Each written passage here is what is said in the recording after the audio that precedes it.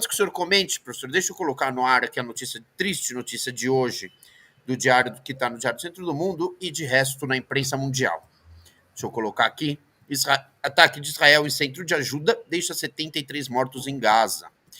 Um novo ataque israelense nas proximidades de um centro de distribuição de alimentos na faixa de Gaza deixou ao menos 73 palestinos mortos e cerca de 150 feridos neste domingo, segundo o Ministério da Saúde de Gaza.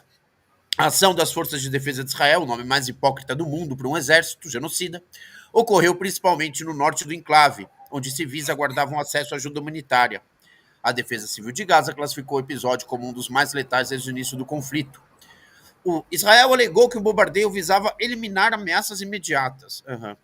E disseram que o número de mortos divulgado por Gaza não condiz com suas informações preliminares.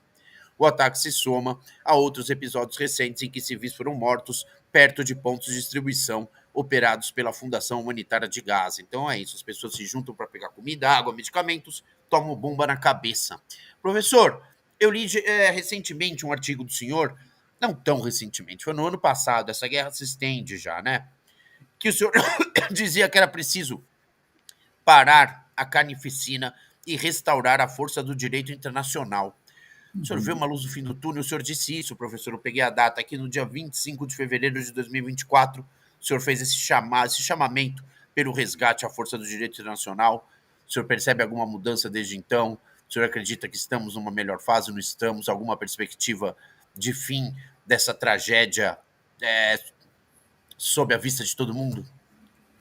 Olha, eu acho que de lá para cá piorou, porque o Trump assumiu o segundo mandato e ele passou a ser o garante desta operação de fim colonial, né, que Israel cumpre na região, e também geoestratégico, porque hoje há também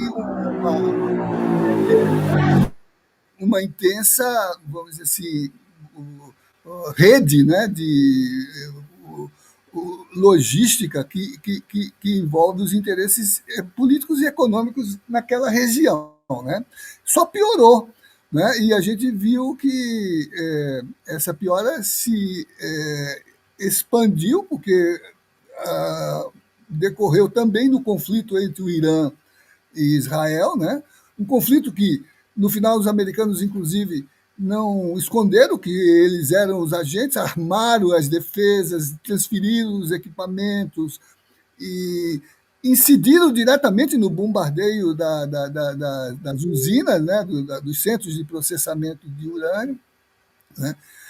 Mas, mesmo durante esse processo, a questão de Gaza não foi interrompida e a questão de Gaza é parte dessa lógica, né, de assentar naquela região estratégica, né, um domínio que preserve ainda a hegemonia capitalista e neocolonial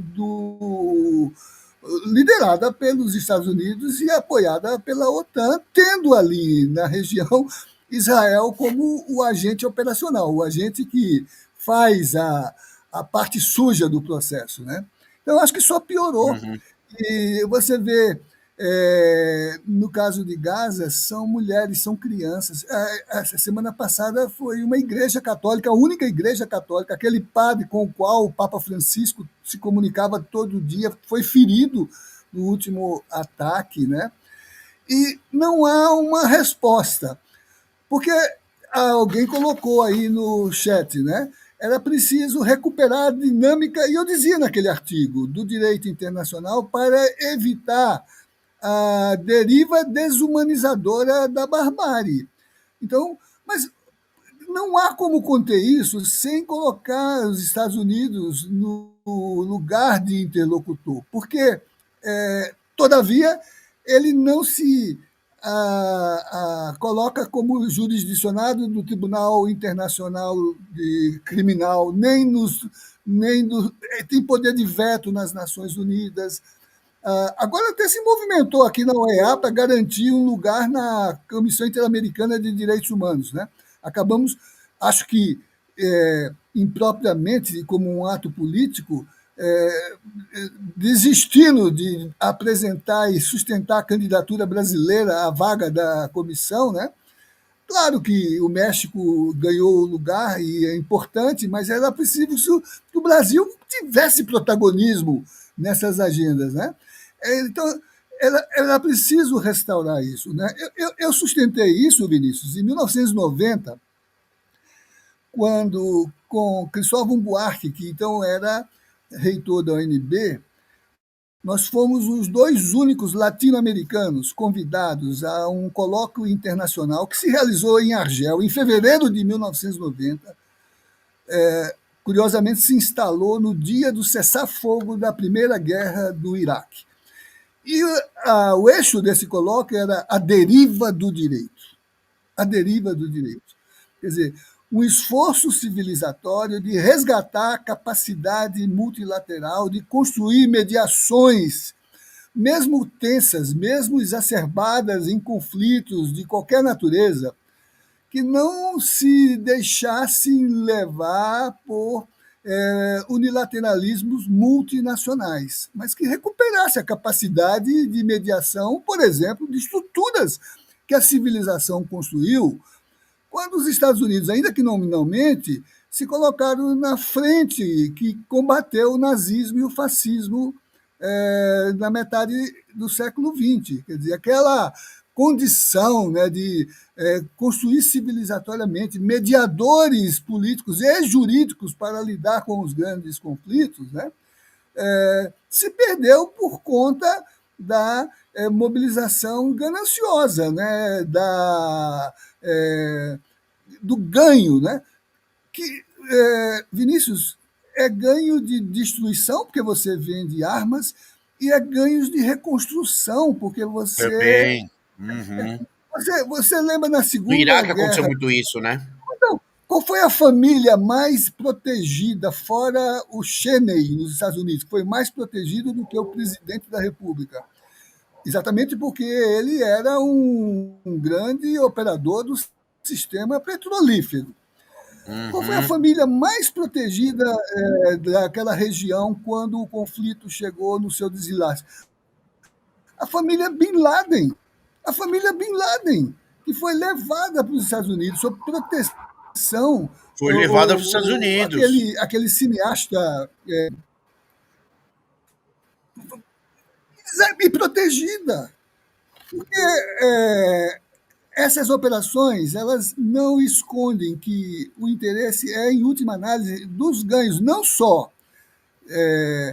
políticos do ponto de vista da capacidade de gestão que os países têm, mas econômica, porque as corporações ganham. E agora são dos grupos dos milionários, são as redes de apoio digital, são